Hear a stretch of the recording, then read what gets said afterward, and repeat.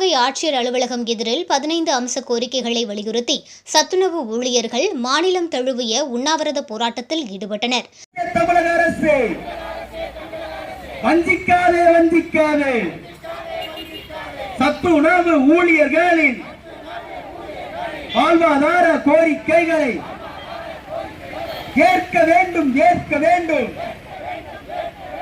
சிவகங்கை மாவட்ட ஆட்சியர் அலுவலகம் எதிரே நடைபெற்ற உண்ணாவிரத போராட்டத்துக்கு மாவட்ட தலைவர் ஆ. பாண்டி தலைமை வகித்தார்.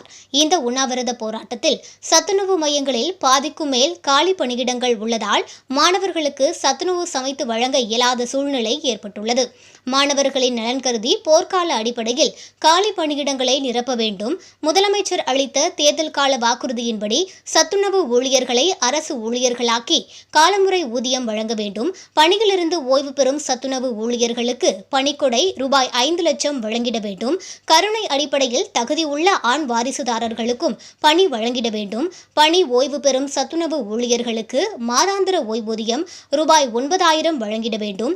அரசு துறைகளில் உள்ள காலி பணியிடங்களில் தகுதி உள்ள ஊழியர்களுக்கு விகிதாச்சார அடிப்படையில் பதவி உயர்வு வழங்கிட வேண்டும் என்பன உள்ளிட்ட 15 கோரிக்கைகளை வலியுறுத்தி இந்த உண்ணாவிரத போராட்டம் நடைபெற்றது. கோரிக்கைகளை நிறைவேற்ற கோரி ஆர்ப்பாட்டத்தில் ஈடுபட்டவர்கள் கண்டன கோஷங்களை எழுப்பினர்.